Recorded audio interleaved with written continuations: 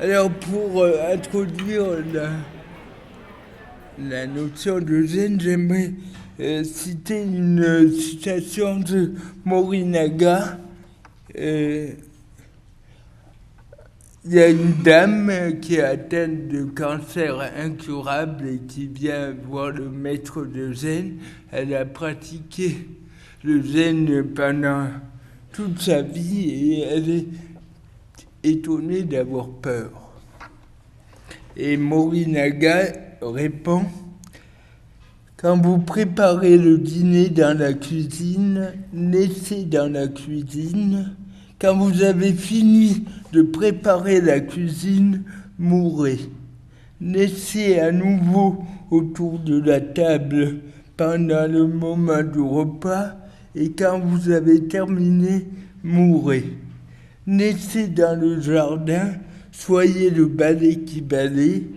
Quand le soir vous vous couchez, mourrez là aussi, et quand le matin se lève et que vous sortez du lit, naissez à nouveau. Si vous êtes atteint de cancer, naissez avec le cancer. C'est le maintenant et seulement ce maintenant qui naît dans l'instant. C'est le maintenant et seulement ce maintenant qui meurt à nouveau. Telle est la véritable pratique du zen. Autrement dit, être totalement avec ce que l'on est. Tant qu'il y a une marge entre ce que je suis et ce que je fais, tant qu'il y a le moindre jugement, c'est qu'on n'est pas totalement dans l'action. La pratique du zen, selon Morinaga, c'est de se confondre avec l'action. Et suivre le Bouddha, en ce sens, ça revient à dire oui à la naissance, à la vieillesse, à la maladie, à la mort, au haut et au bas de l'existence, sans qu'intervienne l'ego. En ce sens, j'étais pas très zen ce matin parce que dans la voiture, je me disais, putain, on va être en retard. Si j'avais été totalement zen, je n'aurais été qu'un homme en retard, rien d'autre. C'est ça le grand malentendu, à mon avis, qu'on cherche dans la spiritualité, vouloir être quelqu'un d'autre, vouloir un idéal, vouloir une théorie, nous vouloir autre.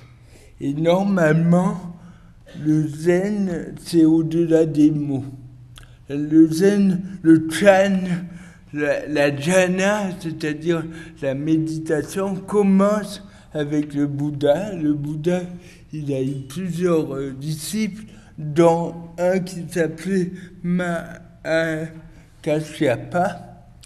Et tandis que le Bouddha parlait, il a regardé une fleur et Maya Kasyapa, il a atteint l'éveil en regardant le Bouddha regarder une fleur. Autrement dit, c'est là que puisent ses racines la tradition du zen, c'est-à-dire normalement l'information c'est sans mots. C'est une pure expérience. Alors, il faut bien vivre. Alors, il y a ceux qui écrivent des livres sur le zen, mais normalement, c'est au-delà de la théorie.